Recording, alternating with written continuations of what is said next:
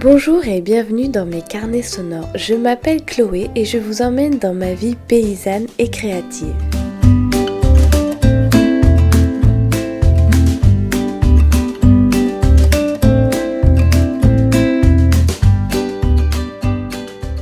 Je vais au mouton avec Lopi et je caresse ma choupette et c'est ma préférée. Ça m'enregistre ou pas? Bien sûr que ça enregistre.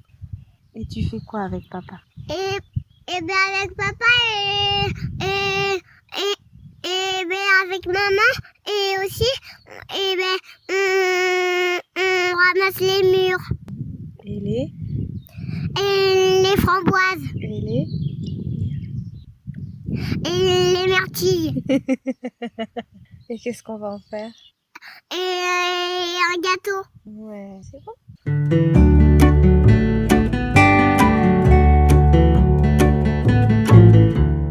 Je sais pas comment ça m'est venu, mais je m'intéresse au kayak depuis peu. J'ai envie d'aller faire des petites balades sur les rivières en kayak. Et là, je suis en train de me renseigner pour le matériel, savoir comment ça marche si on veut naviguer sur les rivières. Est-ce que c'est privé? Est-ce que c'est public? Et je lis un bouquin, donc c'est sur un jeune Canadien qui a traversé le Canada d'ouest en est en kayak. Donc voilà, je me renseigne là-dessus, je regarde des sites là-dessus, c'est très intéressant et Hugo est très très très motivé. Donc j'espère que ce sera notre petite activité sportive familiale dans les prochains jours. Donc nous on est en Haute-Vienne, donc il y a quelques rivières, on n'est pas très loin de la Dordogne, pas très loin de la Corrèze aussi. Et mais bon, il y a des rivières partout et c'est très sympa partout. Alors ce qui me plaît, donc moi j'en avais fait un tout petit peu au collège en EPS. Et vraiment ce qui me plaît c'est la glisse sur l'eau et aussi le fait de voir les régions sous un autre angle. C'est vraiment très tranquille, les rivières, il y a pas grand monde et puis on voit vraiment on découvre vraiment les régions et les endroits d'un autre œil et ça c'est super chouette. Hop. Donc voilà, je suis en train de me renseigner sur le matériel. Est-ce que il vaut mieux donc je prendrais au début j'avais dans l'idée de faire ça toute seule.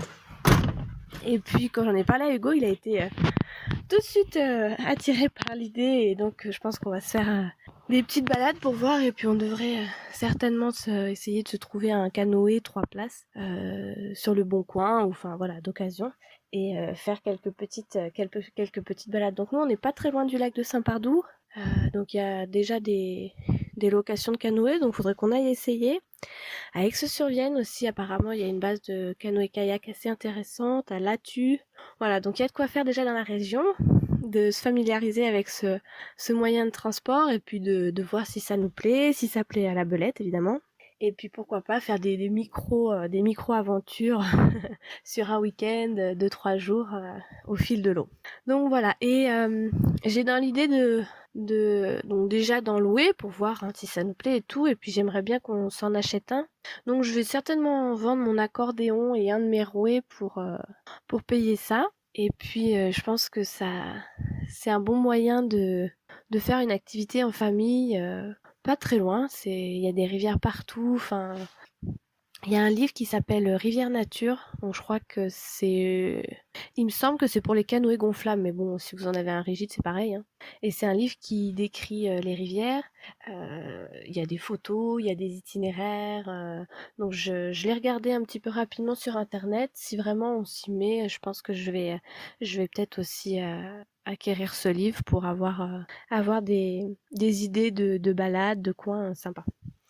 Et je regarde notamment sur YouTube des vidéos de kayak de mer en Norvège et ça fait tellement du bien de voir ces paysages et je pense que ça va beaucoup me plaire parce que c'est un rythme bon ça peut avancer vite quand il y a du courant mais c'est aussi un rythme lent et je pense que c'est très silencieux. comparé à, par exemple, le vélo. C'est vrai qu'en vélo, on fait quand même pas mal de bruit, ou même la marche. La marche, on peut faire pas mal de bruit. Après, quand vous êtes sur une rivière assez tranquille, vous pouvez vous laisser un petit peu aller avec le courant. Je pense que ça peut être très silencieux. Et vraiment, c'est voir des lieux où on ne peut pas accéder, quoi.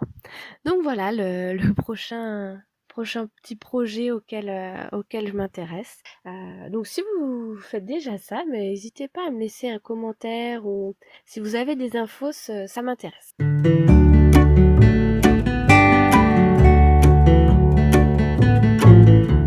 Alors là, je suis dans mon lit, il est 9 heures, je suis malade et j'ai le nez bouché, mais je lis un livre qui s'appelle Coureur des bois, une traversée du Canada en kayak de Ilya Kvlana, et je vous lis une phrase qui est très belle.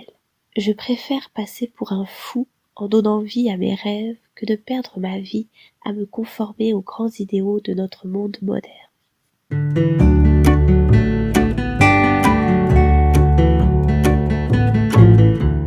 On est mi-juillet et on a fini les foins.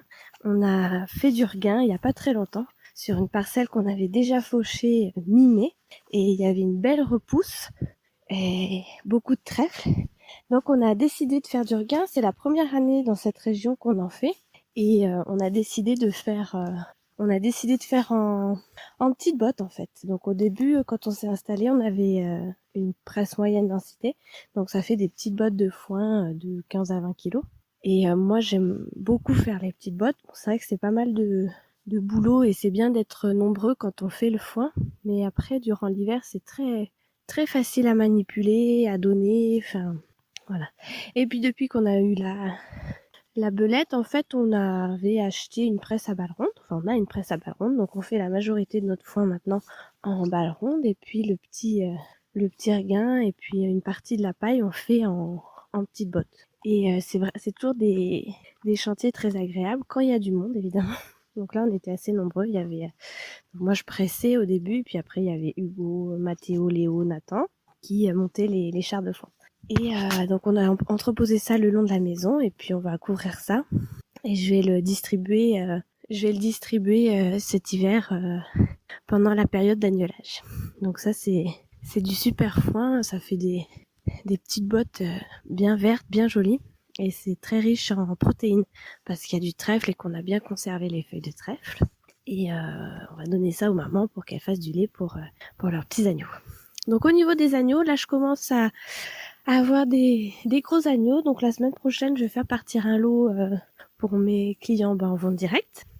Et il faudrait que je fasse ma sélection pour le renouvellement et que je regarde les belles femelles qui ont bien grandi, qui n'ont pas eu de soucis, tout ça, pour les garder pour l'an prochain.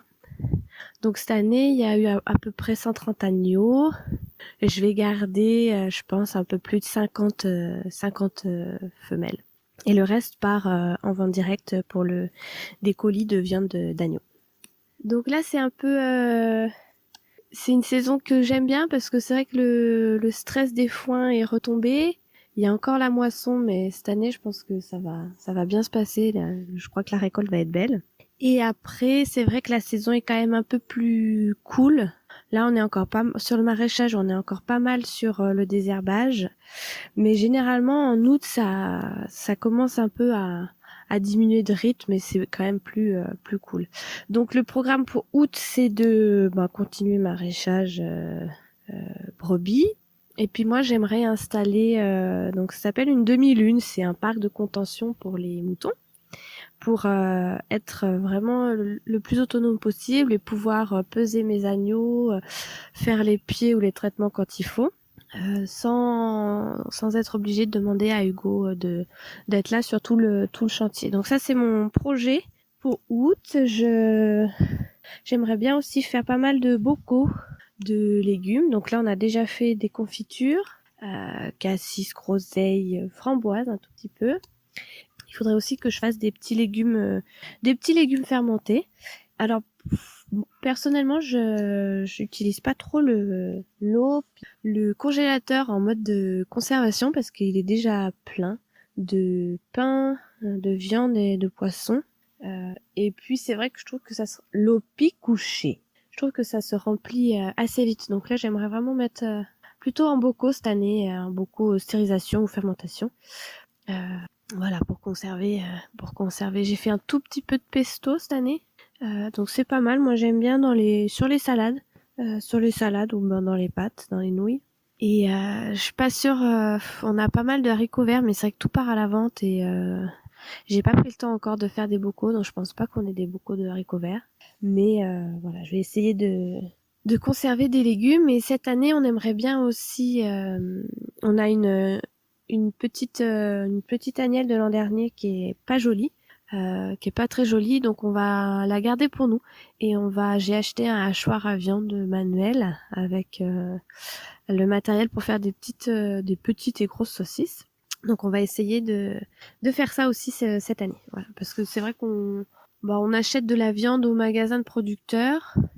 Et puis après, on a une voisine paysanne qui fait les poulets, donc on lui prend ça. Mais voilà, j'aimerais bien transformer un peu mes moutons. Voilà les projets culinaires pour le mois d'août.